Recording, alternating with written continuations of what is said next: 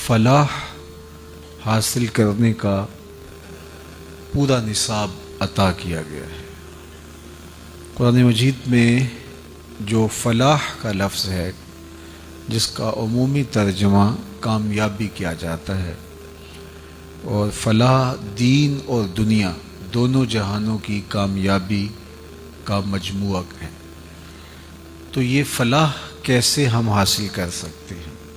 سب سے پہلے تو یہ بات ذہن میں رکھیے کہ ہمارا دین ایک مکمل، کامل اور اکمل دین ہے، اور ہمیں دونوں جہانوں کی کامیابی کا راستہ دکھاتا ہے اور عملی جد و جہد کا سبق اور درس فراہم کرتا ہے۔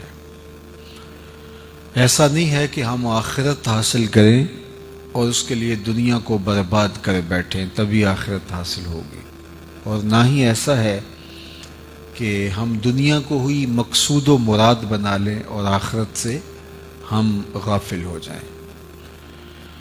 دین اور دنیا ایک ہی مرکز پہ جمع ہیں۔ اللہ کے محبوب علیہ السلام کی خدمت میں ایک صاحب حاضر ہوئے، اور وہ بہت زیادہ کمزور تھے۔ ان کی کمزوری کو استعارتاً بیان کیا گیا کہ چوزے کی طرح کمزور تھے، یعنی بہت زیادہ کمزور تھے۔ تو ان کو دیکھا تو حضور علیہ السلام نے ارشاد فرمایا کہ تم نے اللہ سے کوئی دعا تو نہیں مانگی؟ اس نے کہا جی، میں نے اللہ سے ایک دعا مانگی تھی، وہ دعا شاید قبول ہو گئی ہے۔ فرمایا کیا دعا مانگی تھی؟ اس نے کہا میں نے رب سے عرض کیا تھا، مالک میری دنیا کو اس طرح بنا دے کہ آخرت کے حصے کے دکھ بھی دنیا میں ہی ڈال دے، تاکہ میری آخرت صاف ہو جائے اور میں سرخرو ہو جاؤں، اور جو میرے اوپر آنے والی مصیبتیں ہیں، آلام ہیں، مصائب ہیں، وہ دنیا میں ہی ڈال کر کے مجھے یہیں فارغ کر دے، یہیں دھل جاؤں اور آخرت میری صاف ہو جائے۔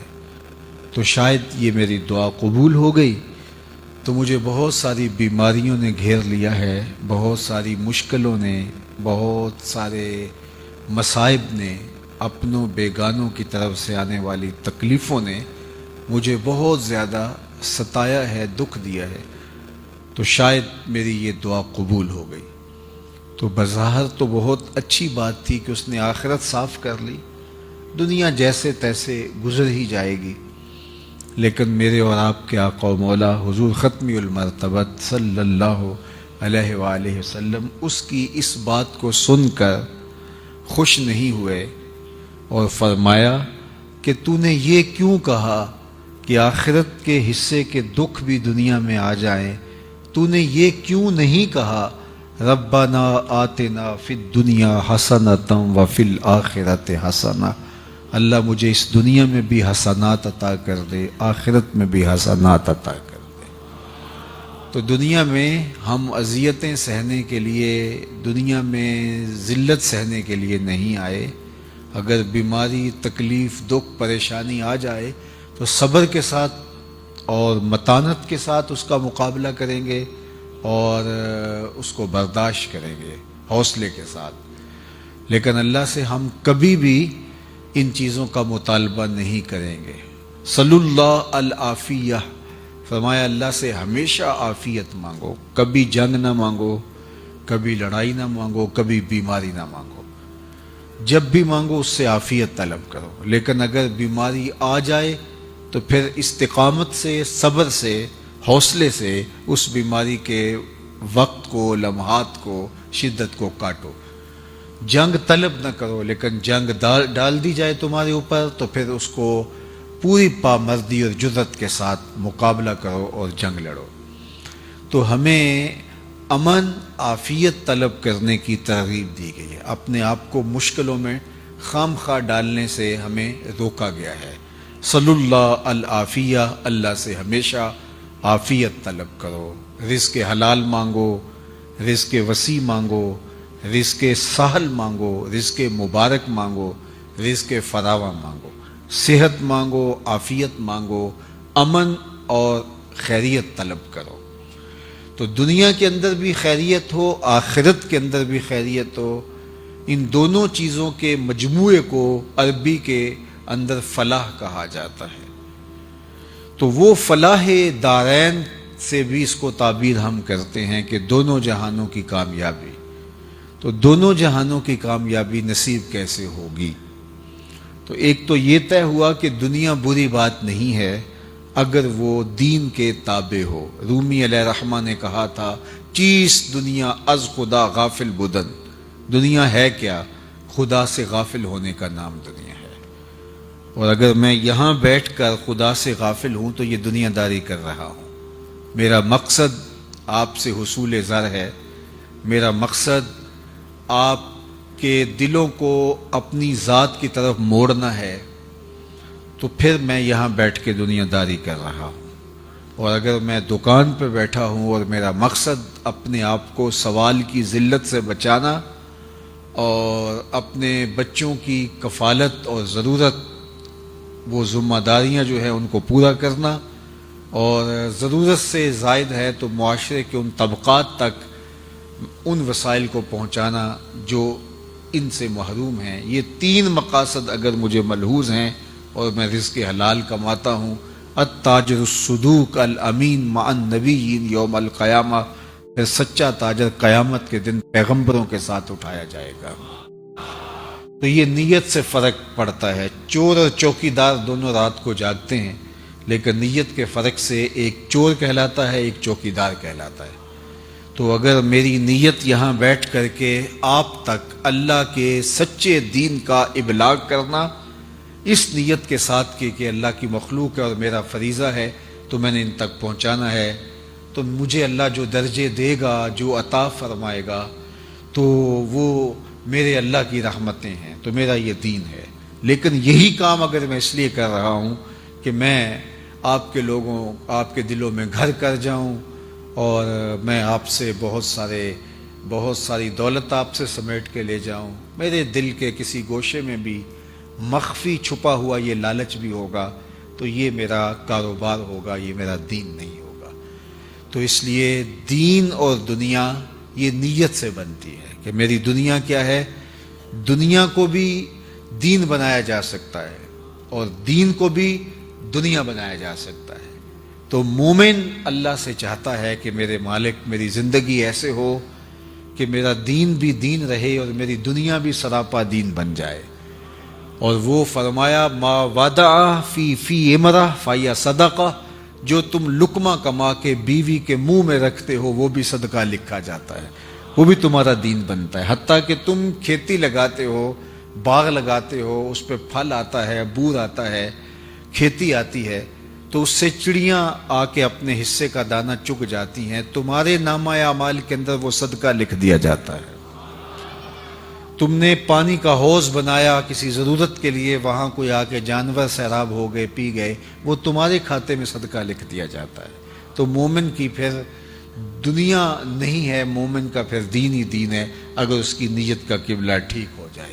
تو ہم اللہ سے عرض گزار ہوتے ہیں، مالک ہمیں اس دنیا میں بھی عزت دے، سرخروئی دے، ہم ذلیل ہونے کے لیے نہیں، ہم باوقار زندگی گزارنے کے لیے تیرے سے درخواست کرتے ہیں، اور آخرت میں بہتری عطا فرما دے۔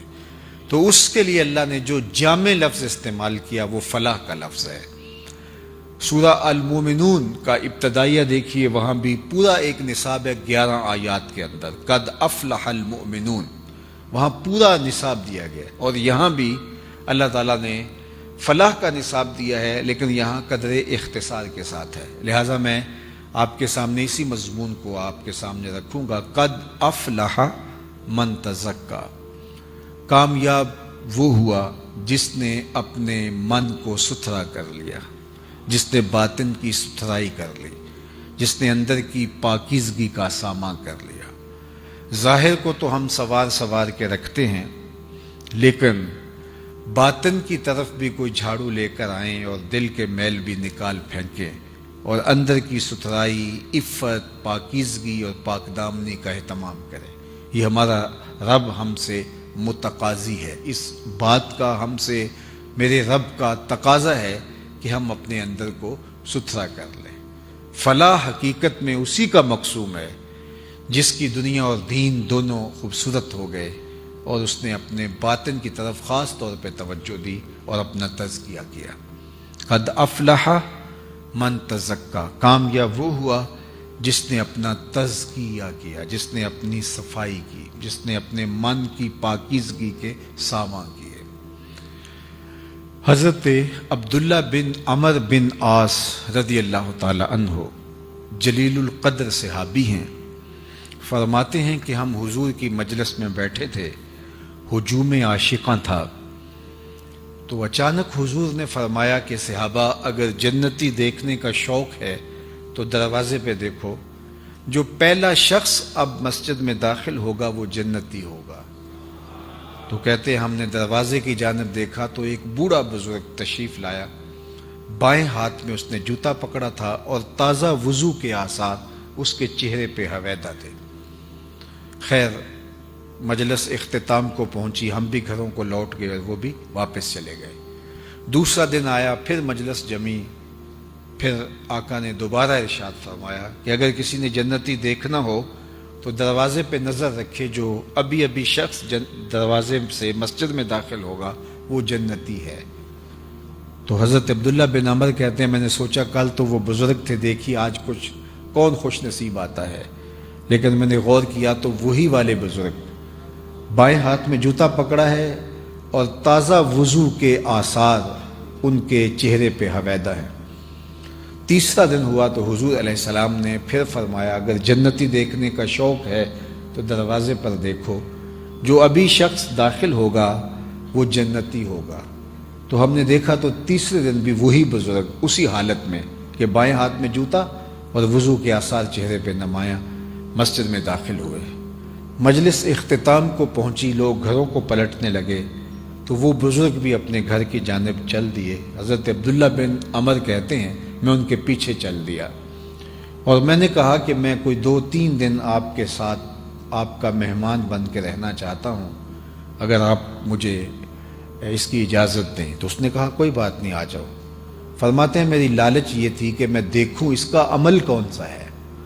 آقا کریم نے فرمایا جنتی دیکھنے تو دروازے پر، تو تینوں دن یہی برآمد ہوتے رہے، تو کوئی بات تھی نہ کہ جس کی وجہ سے حضور نے فرمایا تو کوئی خاص عمل ہوگا۔ تو کہتے ہیں کہ میں ان کے ہاں چلا گیا، خیر رات پڑی تو انہوں نے بستر بچھا دیا اور خود بھی ایک بستر پہ لیٹ گئے، اور مجھے یہ لالچ تھی کہ میں دیکھوں یہ عمل کون سے کرتے ہیں، لیکن وہ ساری رات سوئے رہے اور میں بظاہر تو یوں تاثر دیا کہ میں سو رہا ہوں، لیکن میں جاگ رہا تھا اور میں اس طاق میں تھا کہ دیکھوں کون کون سے ان کے اعمال ہیں، کیسی کیسی نمازیں ہیں، اذکار کیا ہیں، لیکن وہ ساری رات سوئے رہے الا یہ کہ جب وہ کروٹ بدلتے تھے تو اللہ کا نام لیتے تھے۔ خیر صبح ہوئی، نماز پڑھی، کھیتوں میں چلے گئے، ناشتہ کیا، اسی طرح دوپہر ہوئی، ظہر، عصر، مغرب، پھر اگلے دن میں نے ہو سکتا ہے کل میری وجہ سے انہوں نے اپنے معمولات ترک کر دیے ہوں، لیکن جو عادی ہو اس کے لیے روز ترک کرنا بڑا مشکل ہوتا ہے، چلو آج صحیح۔ تو اگلے دن پھر میں نے دیکھا تو کوئی خاص عمل نہیں تھا سوائے اس کے کہ جب کروٹ بدلے تو اللہ کا نام لے۔ پھر دن گزر گیا، پھر تیسرے دن پھر میں نے طاق میں رہا کہ میں دیکھوں، لیکن تیسرا دن بھی انہوں نے رات سو کے گزاری اور کوئی خاص معمول ان کا نہیں تھا۔ خیر جب صبح ہوئی، ناشتہ ہوا، تو میں نے کہا کہ میں واپس جا رہا ہوں، میرے 3 دن پورے ہو گئے، لیکن میں ایک لالچ میں آپ کے پاس رکا تھا۔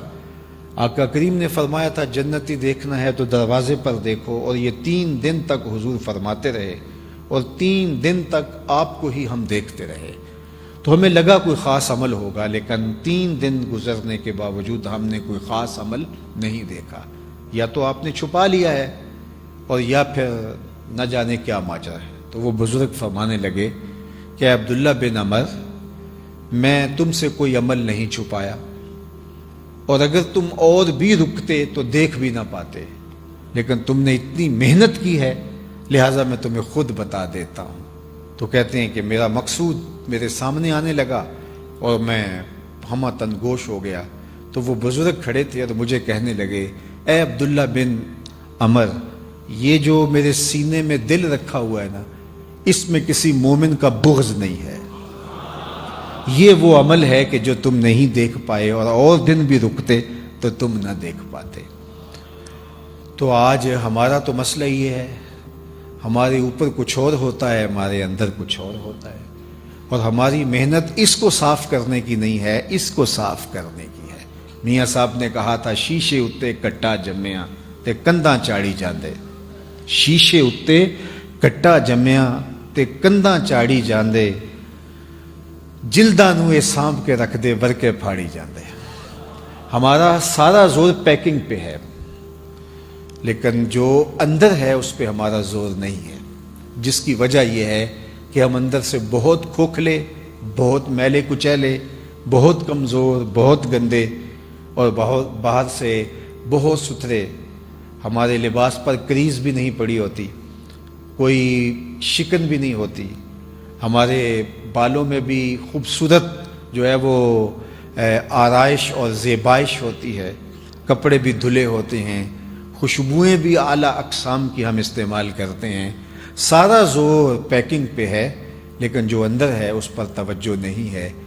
لیکن میرے رب نے کیا کہا، قد افلح من تزکا، کامیاب وہ ہوا جس نے اپنے اندر کو ستھرا کیا۔ تو ہمیں ساری توجہ اپنے اندر کو پاک کرنے کے لیے کرنی چاہیے۔ اب حضور نے صلی اللہ علیہ وآلہ وسلم نے ارشاد فرمایا کہ جس طرح لوہے کو زنگ لگتا ہے اس طرح دلوں کو بھی زنگ لگتے۔ تو عرض کی گئی کہ حضور پھر اس زنگ کو اتارنے کا طریقہ کیا ہے؟ تو سنیے، حضور نے خود اس کا علاج بھی بیان فرمایا، لِكُلِّ شَيْءٍ سِقَالَةٌ وَسِقَالَةُ الْقُلُوبِ ذِكْرُ اللَّهِ، ہر شے کا زنگ کسی نہ کسی چیز سے اترتا ہے، اور دلوں کو زنگ لگ جائے تو اللہ کے ذکر سے دلوں کا زنگ اترتا ہے۔ اور اس آیت کریمہ میں بھی اللہ تعالیٰ نے اس زنگ کو اتارنے کا، من کو ستھرا کرنے کا طریقہ یہی بتایا، قد افلح من تزکا وذکر اسم ربہ فصلی، کامیاب وہ ہوا جس نے اپنے من کو ستھرا کیا اور اپنے رب کا نام جپا، اپنے رب کا ذکر کیا اور نماز پڑھی۔ اس کا من ستھرا تبھی ہوگا جب کثرت سے اللہ کا ذکر کیا جائے گا۔ تو چار چیزیں ہیں دلوں کے زنگ کو صاف کرنے کے لیے۔ ایک، کثرت کے ساتھ اللہ کا ذکر۔ دوسرا، حدیث پاک میں قرآن مجید کی تلاوت کا ذکر آتا ہے۔ قرآن مجید کی تلاوت یہ بھی ذکر کی ایک صورت ہے، اس سے دلوں کے زنگ اترتے ہیں۔ اور تیسری چیز دلوں کا زنگ اتارتی ہے کثرت کے ساتھ موت کی یاد، موت کا خیال مستحضر رہے کہ میں یہاں بیٹھ نہیں رہنا، تو اس سے دلوں کا زنگ اترتا ہے۔ اور چوتھی چیز جو کبریت احمر کا درجہ، سرخ گندک کا درجہ رکھتی ہے اور دلوں کے زنگ اتارتی ہے، وہ ہے صالحین کی صحبت، اچھے لوگوں کی صحبت، جن کو دیکھ کر تمہیں خدا یاد آئے، جن کی صحبت میں بیٹھ کے رغبت دنیا کم ہونے لگے اور رغبت آخرت بڑھنے لگے۔ ایسے لوگوں کی صحبت حضرت شیخ احمد مجدد الفسانی علیہ رحمہ فرماتے ہیں کبریت احمر، سرخ گندک کی طرح ہوتی ہے، اور ایسے لوگوں کی صحبت کو غنیمت جاننا چاہیے، اور وہ بھی دلوں کے زنگ اتارتی ہے۔ تو چار چیزیں ضروری ہیں اپنے دلوں کو صاف کرنے کے لیے، کثرت کے ساتھ اللہ کا ذکر کرنا، قرآن مجید کی تلاوت کرنا، صالحین کی صحبت میں بیٹھنا، اور کثرت کے ساتھ موت کو یاد کرنا۔ فرمایا لذتوں کو توڑنے والی کو یاد کیا کرو۔ عرض کی حضور لذتوں کو توڑنے والی کیا ہے؟ قال الموت، فرمایا موت۔ تو موت لذتوں کو توڑتی ہے۔ تو سب سے پہلی چیز جو بیان فرمائی اور قرآن مجید میں تزکیے کے لیے جو نصاب دیا، اس میں وَذَكَرَ اسْمَ رَبِّهِ، اور اپنے رب کے نام کو یاد کیا، اپنے رب کے نام کو جپا، اللہ کا ذکر کیا۔ اب ذکر کا لفظ آپ اور میں سنتے رہتے ہیں، تو ذکر ہے کیا؟ ذکر کسے کہتے ہیں؟ تو اس پر تو ایک تفصیلی گفتگو چاہیے، لیکن میرے خیال کے مطابق ذکر کی سب سے بہترین تشریح حضرت امام ربانی علیہ رحمہ نے کی ہے، حقیقت الذکر رفع الغفلہ۔ آپ فرماتے ہیں ذکر کی حقیقت یہ ہے کہ غفلت کا زائل ہو جانا، یعنی انسان کو ہر وقت یہ خیال مستحضر رہے، ہر وقت انسان اس سوچ میں رہے کہ میرا کوئی خالق ہے اور میں اس کا بندہ ہوں، اور غفلت کا زائل ہو جانا اور استحضار اس کا رہنا، یہ ذکر ہے۔ تو یہ اگر کسی کو نصیب ہے تو پھر وہ اللہ جل شانہ کے احکام کی پیروی لازمی کرے گا۔ ایسے نہیں ہو سکتا کہ اس کو حکموں کو نظر انداز کرے، جب اس کو یہ خیال مستحضر رہے گا کہ وہ میرا رب ہے اور میں اس کا بندہ ہوں، اور کبھی بھی اس خیال سے، اس سوچ سے، اس فکر سے غافل نہیں ہوگا، اور یہ ہر وقت مستحضر رہنا چاہیے۔ اٹھ دی بیندی ٹر دی پھر دی، ستیاں تے جاگ دی، نام جھپ دی رو تے کھپ دی، ویخ سر اس راگ دی، نام جھپیاں قرب ملدا، نام دی کر پوری سام، شیشی وچ کستوری جے کر پھر ضرورت کاگ دی۔ یہ سب کچھ اندر ہی ہے، یہ بدن کے اندر، تمہارے جسم کے اندر سب کچھ رکھا گیا ہے، اس لیے اس کا نام لوگے تو وہ جس طرح کستوری کا مزاج ہوتا ہے کہ اس کو جتنا رگڑتے اتنی خوشبو پھیلتی ہے، تو کثرت سے اس کا نام لوگے تو اللہ کی یادوں کی خوشبو پھیلے گی۔ اندر بوٹی مشک مچایا اتے جاں پھلاں تے آئی ہوں، یہ وہی کیفیت ہے کہ کثرت کے ساتھ اس کا ذکر کیا جائے۔ فرمایا ذاکر اللہ فی الغافلین کشجرۃ الخضراء فی وسط الحشیم، غافلوں میں اللہ کا ذکر کرنے والا ایسے ہے جس طرح سوکھی سڑی گھاس کے اندر شجر سایہ دار ہوتا ہے، جھاڑیوں کے اندر کانٹے دار جھاڑیوں ہوں اور کوئی سایہ دار درخت ہو تو اس کی جو اہمیت جنگل میں ہوتی ہے، غافلوں میں اللہ کا جو ذاکر ہے، حقیقی معنی میں ذاکر، اس کی کیفیت وہی ہوتی ہے۔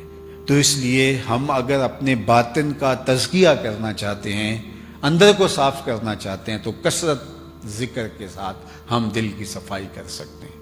حضرات صوفیہ کہتے ہیں کہ جب کوئی بندہ ایک مرتبہ کہتا ہے اللہ، تو اللہ تعالیٰ اس کی طرف 70 بار نظر رحمت سے دیکھتا ہے، اور جب وہ نظر رحمت سے دیکھتا ہے تو بندے کے کتنے گناہ جل کے راکھ ہو جاتے ہیں۔ تو اس لیے اگر کوئی چاہے کہ میرا دل ستھرا ہو جائے تو وہ کثرت کے ساتھ اپنے رب کا ذکر کرے۔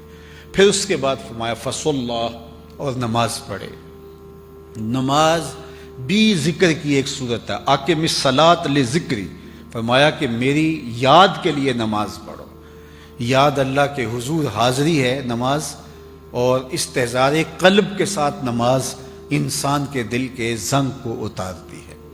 اس لیے جو شخص اللہ جل شانہ کا ذاکر ہوگا وہ کبھی بھی نماز سے غافل نہیں ہو سکتا، کبھی ممکن ہی نہیں ہے کہ اس سے یہ چھوٹ جائے، اس لیے کہ اس کا حکم میرے اللہ نے دیا ہے۔ سالک کو ابتداءً وہ حظ، وہ لطف، وہ کیفیت نصیب نہیں ہوتی، لیکن اس سے کوئی فرق نہیں پڑتا، اللہ کا حکم سمجھ کے جب بندہ ادا کرتا ہے۔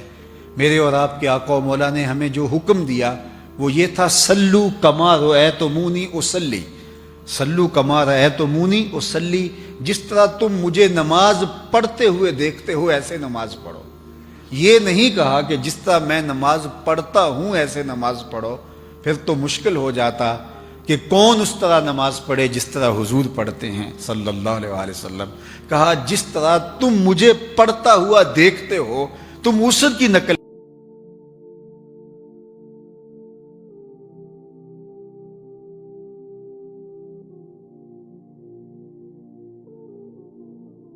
لطف نہیں آتا۔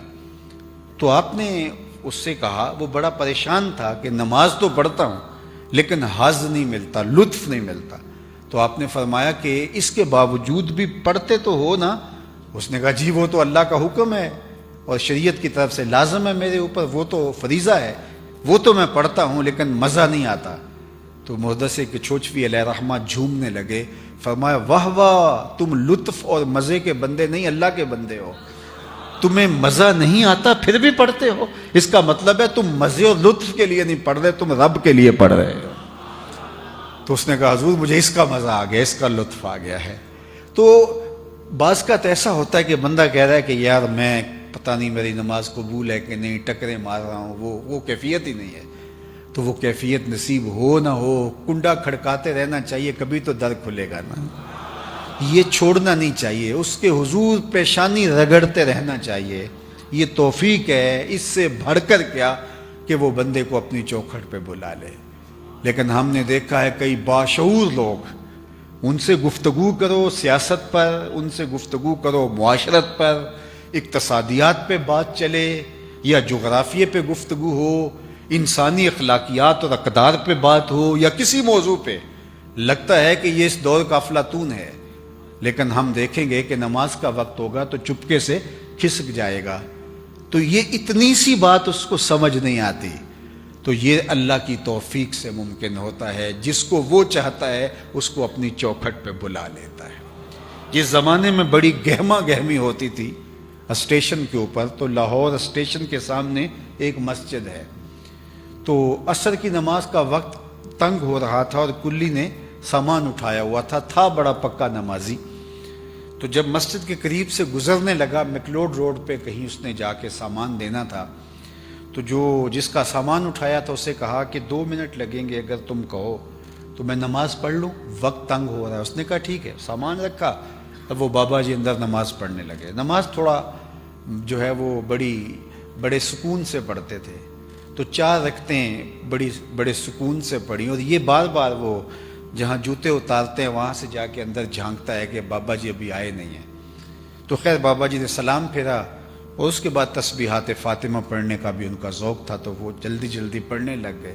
اس کے صبر کا پیمانہ چھلک گیا، کافی دیر سے انتظار کر رہا تھا، تو اب یہ تھوڑا سا اندر کی طرف جھانک کر کے کہتا ہے بابا آ بھی جاتے نو کیڑی شے باہر نہیں آن دیندی۔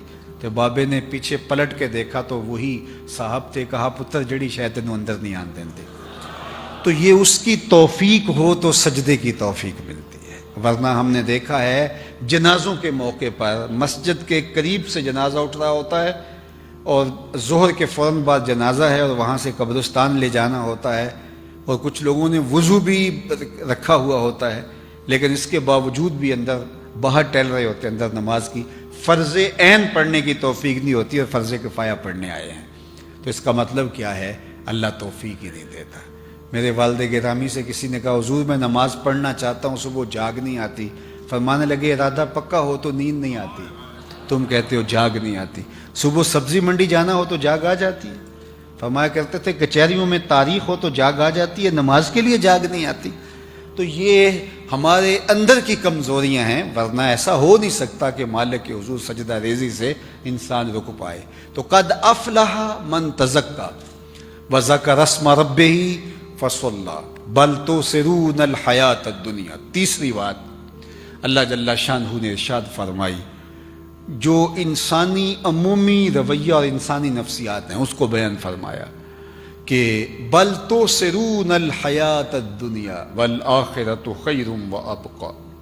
تم عموماً جو رویہ ہے تمہارا، تم جیتی دنیا، نقد دنیا کے پیچھے ہی دوڑتے ہو اور اس کو ہی ترجیح دیتے ہو، یعنی تمہارا ظاہری رویہ یہ ہے، چونکہ دنیا نقد کا سودا ہے اور آخرت ادھار ہے۔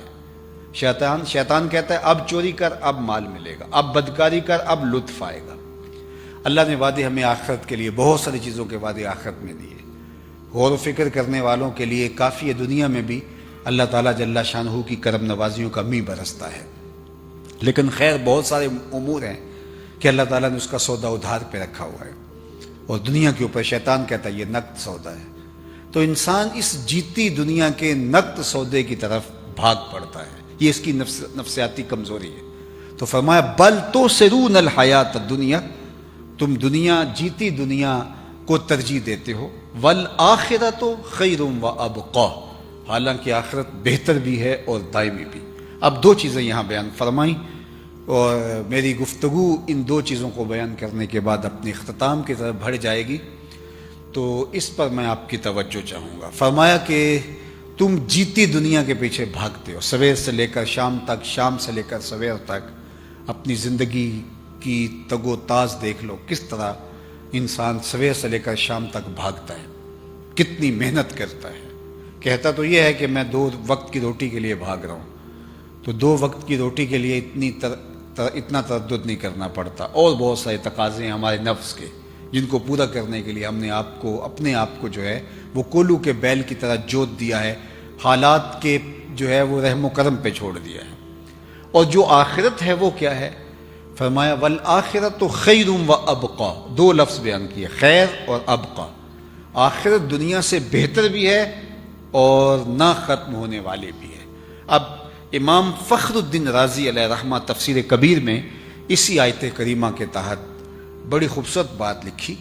آپ فرماتے ہیں دنیا کے ہیرے بھی ہوں اور آخرت کی ٹھیکریاں بھی ہوں تو وہ زیادہ قیمتی ہے۔ کیوں؟ اس لیے کہ وہ دائمی ہے، چونکہ یہ یہاں رہ جانے والی۔ ایک شخص کی جیب میں 1 کروڑ روپیہ ڈال دیا جائے لیکن وہ اس کا نہ ہو، اور ایک شخص کی جیب کے اندر جو ہے وہ چند روپے ہوں لیکن اس کے ہوں، تو اس کا تو پھر وہی ہوا، اس کے لیے تو قیمتی وہی ہوا ہے جو اس کا ہے۔ یہ سب کچھ ترکہ بن جائے گا۔ ابھی سانس جو ہے وہ نکلی اور ابھی سب کچھ ترکہ بن گیا۔ اور جن کے لیے اتنا کچھ کیا تھا وہ تو غسل دینے کے روادار بھی نہیں ہوتے۔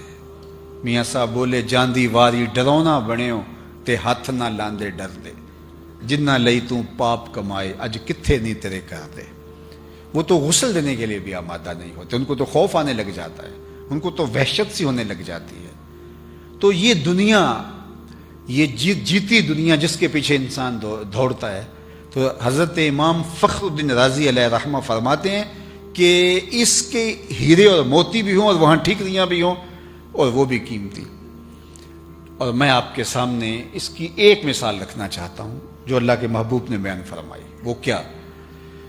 اللہ کے محبوب نے ارشاد فرمایا کہ جنت میں، یہ جنت کی پراپرٹی ویلیو ہے جو اللہ کے محبوب نے بیان فرمائی۔ میں تو شعبے کا شخص نہیں ہوں، لیکن جو اس شعبے سے وابستہ ان سے پوچھئے کہ باہر دور دیہاتوں میں کوئی 2-4 ایکڑ فروخت کریں تو آپ کے شہر اسلام آباد کے اندر کوئی 1 یا 2 کنال کا پلاٹ آتا ہوگا اس کے مقابلے کے اندر، اور وہ بھی وہاں سے فروخت کر کے کسی کمرشل جگہ پہ اس کو خریدے تو ہو سکتا ہے کہ وہ مرلوں میں سمٹ جائے۔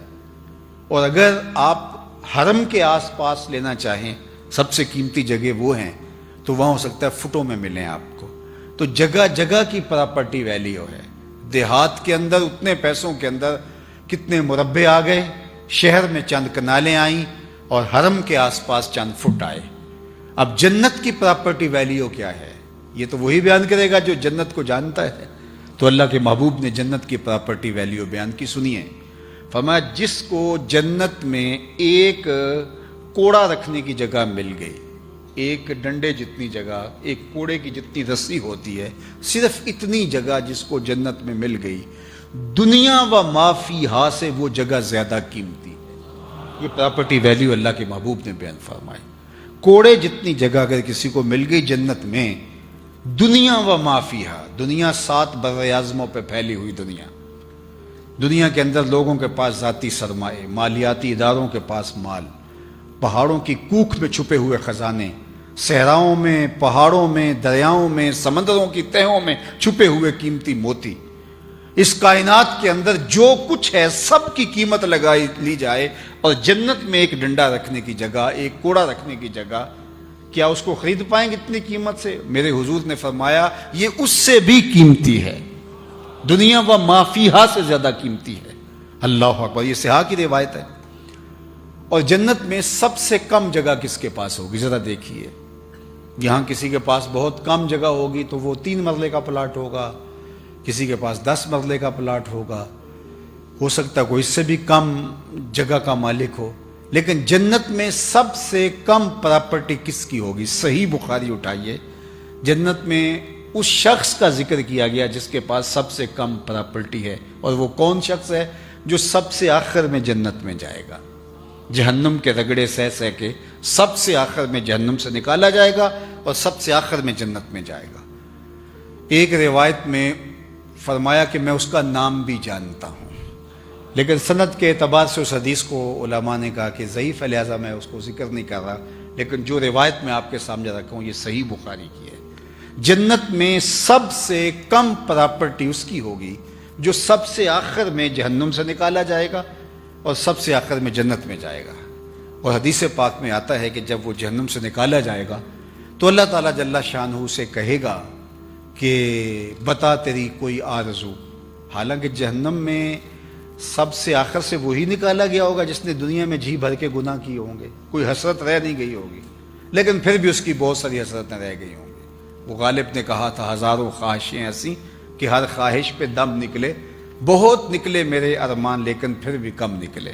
اللہ اسے کہے گا بتا تجھے کیا چاہیے، تو وہ کہے گا مالک یہ فرشت بیان کرے۔ اللہ فرمائے گا لکا ما تمنیتا، جو تو نے تمنائیں کی میں نے تجھے کو عطا کیا، اب تو جنت میں چلا جا۔ اس کو تو یہ ہوگا کہ مجھے اگر سایہ دیوار جنت میں بھی جگہ مل جائے تو غنیمت ہے، آراف میں بھی جگہ مل جائے تو غنیمت ہے، چے جائے کہ جنت میں۔ اور جنت میں بھی اگر جانا نصیب ہوتا ہے، کوئی جھونپڑا 2 مرلے کا مل جائے، کٹیا مل جائے تو کافی ہے، لیکن اسے کیا خدا کہے گا جنت میں چلا جا، اور جنت میں تیرے لیے اس دنیا سے 10 گنا جگہ ہے۔ یہ 7 بر اعظموں پہ پھیلی کائنات، اس کو ضرب دیں 10 سے، اللہ اکبر، 70 بر اعظموں کے برابر۔ تو فرما جائے گا تیرے لیے دنیا سے 10 گنا جگہ ہے جنت میں، جو سب سے آخر میں جائے گا، اس کو میرا رب کہے گا، بخاری کی روایت ہے۔ اور وہ کیا کہے گا؟ جب وہ سنے گا تو وہ عجیب اس کی حالت ہوگی، اور وہ کیا کہے گا؟ اتسخر وانت الملک، میرے رب تو مالک ہو کے مجھ سے مذاق کر رہا ہے، یعنی اس کو لگے گا کہ مجھے اتنی جگہ، تو وہ جو لفظ کہے گا مالک، تو مالک ہو کے رب ہو کے مجھ سے مذاق کر رہا ہے۔ فضاحک النبی حتی بدت انیابہ، جب میرے حضور یہ بات بیان فرما رہے تھے، حضور علیہ السلام خود بھی مسکرانے لگے، اور اتنے مسکرائے کہ صحابہ کو حضور کی داڑھیں نظر آنے لگی، کہ وہ کہے گا مالک جو دیوار رکھتے رکھتے ہمسائے کے 2 انچ دبانے کی وجہ سے جہنم میں گیا ہوگا، تو اب اس کو جب یہ کہا جائے گا جنت میں دنیا سے 10 گنا جگہ ہے تیرے لیے، تو اس کو حیرت کا جھٹکا تو لگے گا۔ وہ کہے گا تسخر وانت الملک، میرے رب تو رب ہو کے مجھ سے مذاق کر رہا ہے۔ حضور اس بات کو بیان کرتے کرتے مسکرائے کہ حضور کی داڑھیں صحابہ کو نظر آنے لگی۔ آقا کریم فرماتے ہیں کہ اللہ فرمائے گا نہیں، یہ واقعتاً تیرے لیے ہے، اور اس کو واقعتاً دیا جائے گا۔ یہ سب سے آخر میں سب سے کم پراپرٹی والے کی جائیداد اور جاگیر ہے جنت میں، جو سب سے آخر میں جائے گا دنیا سے 10 گنا زیادہ۔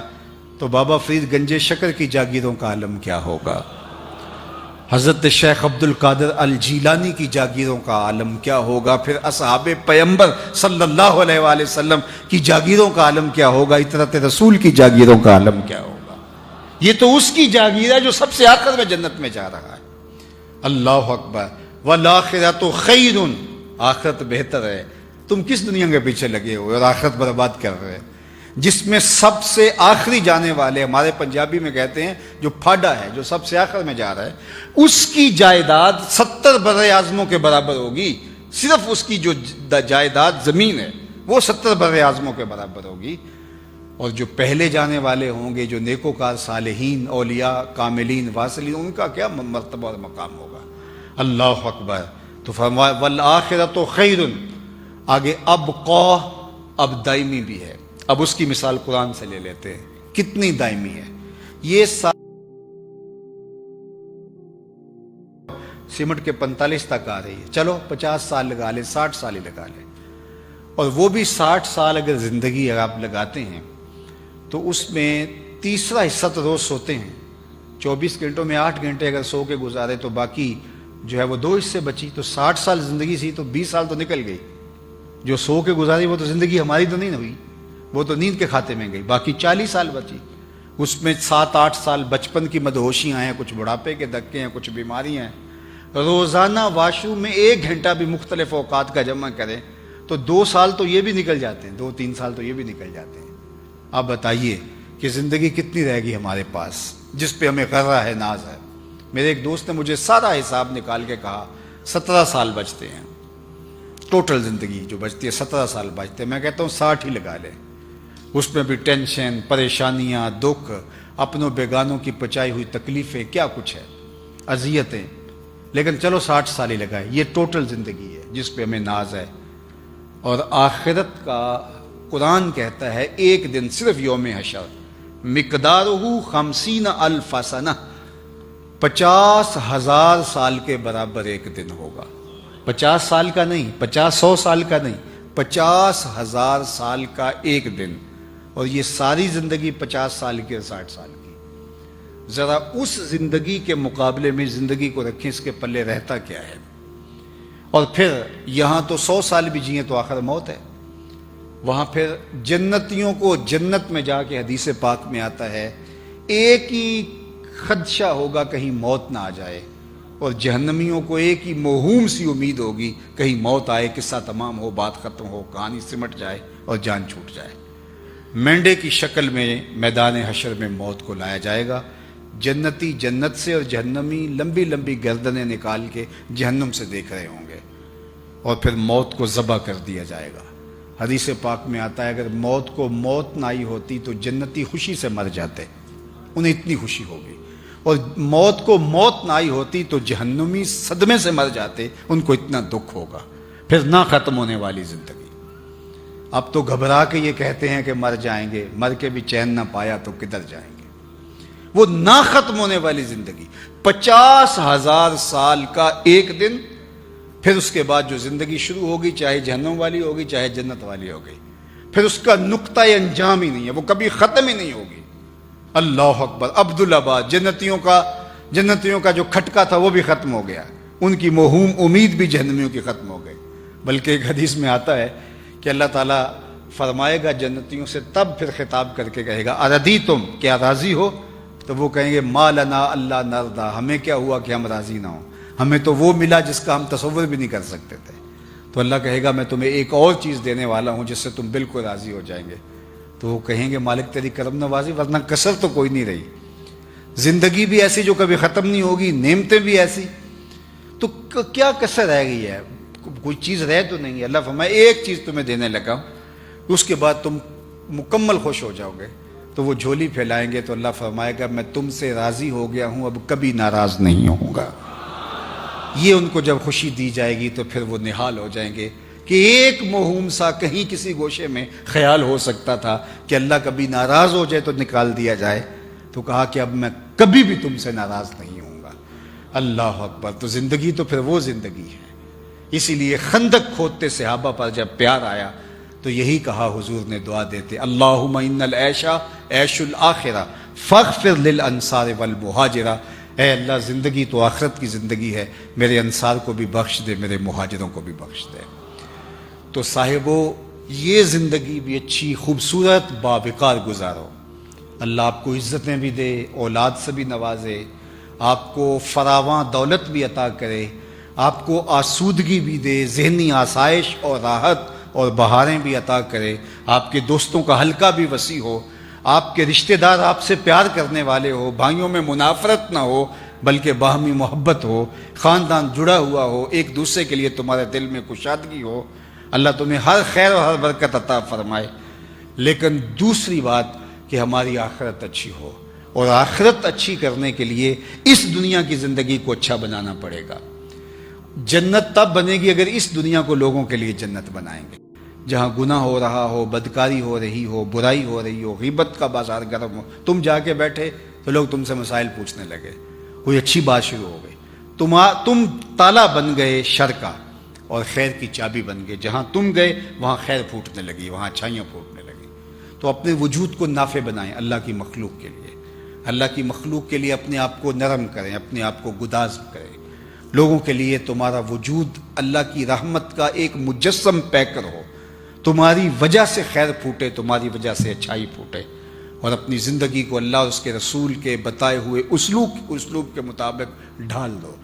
اپنے آپ کو اتنا مؤثر اور فعال بنا لو کہ تمہارے وجود سے پھوٹتی ہوئی برکتیں معاشرے کے اندر امن لائیں، سکون لائیں، طمانینت لائیں، اور خیر کے اجاگر کرنے کا آپ کا وجود ذریعہ ہو۔ تو فرمایا قد افلح من تزکا وذکر اسم ربہ فصلی بل تؤثرون الحیات الدنیا والآخرۃ خیر وابقی۔ اور پھر آخر میں کیا فرمایا؟ والآخرۃ خیر وابقی ان ھذا لفی الصحف الاولی۔ یہ جو ہم نے کہانی بیان کی ہے یہ صرف قرآن میں نہیں، قرآن سے پہلی کتابوں میں بھی، پہلے صحیفوں میں بیان کی گئی ہے۔ صحف ابراہیم و موسیٰ، ابراہیم اور حضرت موسیٰ پر جو صحیفے اترے تھے ان میں بھی ہم نے یہی لکھا تھا۔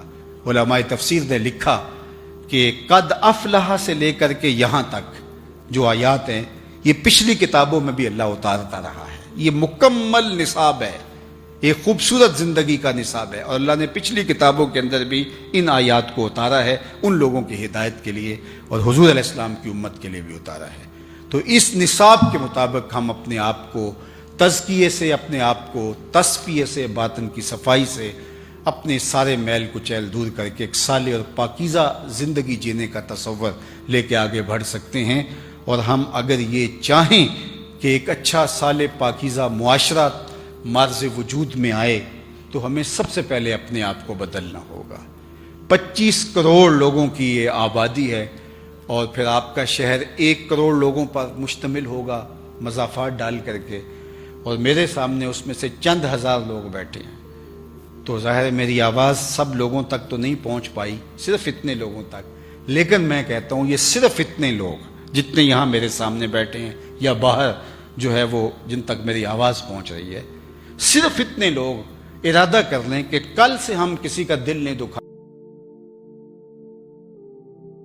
جو ہم نے سنا وہ زندگی گزاریں گے.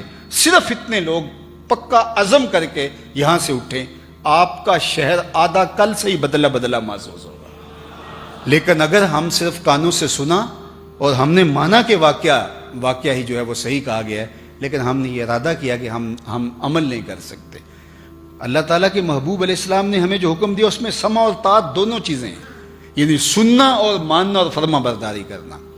ایک طبقہ تو وہ ہے نہ سمع کے دائرے میں آتا ہے نہ طاعت کے بارے، وہ سنتا ہی نہیں ہے، اس کی اپنی زندگی اپنا جہان ہے. اور عمومی طور پہ یہ ہے کہ ہم سنتے ہیں لیکن طاعت کے دائرے کے اندر نہیں آتے. تو ایسا نہیں ہوتا کہ سننے سے کوئی فرق نہیں پڑتا جب تک ہم عمل نہیں کرتے ہیں.